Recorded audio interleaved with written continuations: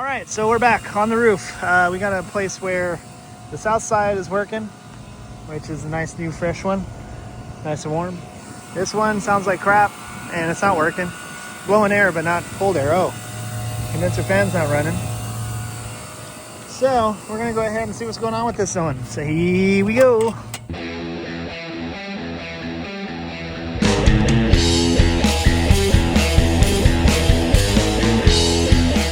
Alrighty then, so we found the run cap. We're just gonna go ahead and test it.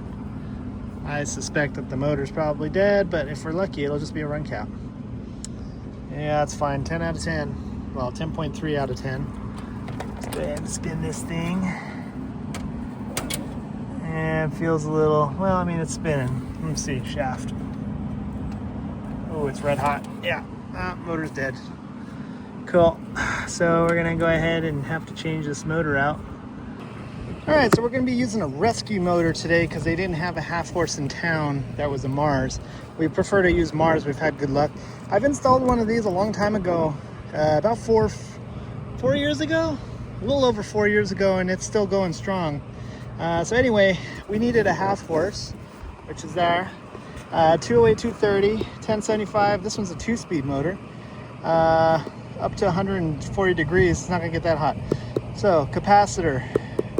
If we're running 208, we're using a 12.5.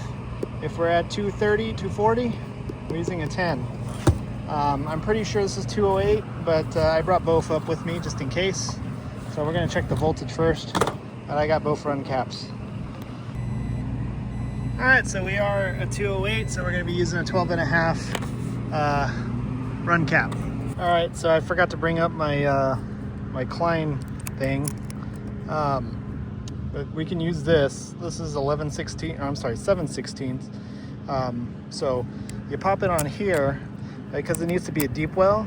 What you can do is you can kind of push it forward and it'll click just where it's barely in there, right? So it's not holding on to it. It's just barely in there. So if I were to go like this, it'll fall off. But if you do that, it'll still lock on the shaft and you can use it to unscrew this. There we go. All right, cool. So here's the diagram, which is really nice. So anyway, we can do a 3-wire or a 4-wire hookup. We're going to be doing a 4-wire hookup today. If we look at the side of the box here, we're going to be going half, so we're going to use our black wire. Now, if this was going to be used on a quarter, we would be using the red wire and white. So it'd be white and red for quarter, fifth, or sixth. But if we're going from third and up, looks like we're using black. So yeah, so it'd be black and white. Anyway, we're gonna get this all set up and go from there. It's getting kind of windy up here.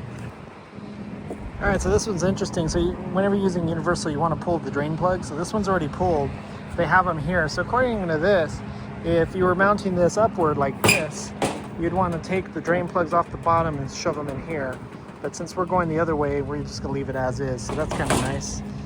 So I just wanted to show you something new I've been doing. Now, if you notice on this old motor, you can see here, this is to reverse the rotation. They're all, in the sun and it's destroyed, right? One of the things and then also, there's no conduit on these wires either. So it's just like direct sunlight. So what I started doing, and this was actually a suggestion from a commenter at some point, so just put a piece of PVC around it all. That way it protects it, keeps it out of the sun. Look at that. See, I got my reverse rotation, whatnot. And if this does spin the wrong way, I can just take this off and slide that out and switch it real quick. But that'll keep it protected and also keep it out of the sun and the water and rain and snow and stuff. So yeah, that's something I just started doing. So I can't remember who did it, but somebody had advised me of that. Good idea. So I'm starting to do it. That's what I like about this channel is I learn stuff too.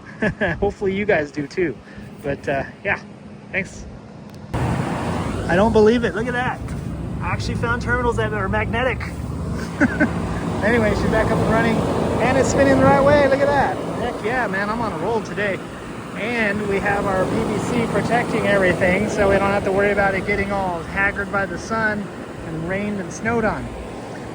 So nice little cheap little trick. I kind of like that. I'm gonna start doing that from now on. Anyway, yeah, let's see if this thing's cooling.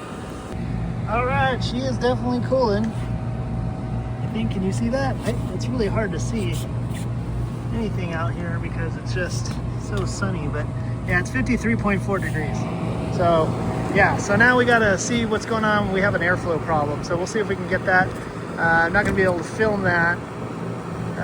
So yeah, but basically I got some dampers to adjust. But anyway, if you come across this, I got called out to do a damper adjustment. So somebody else came out here, did a damper adjustment, and they're like, it's still hot.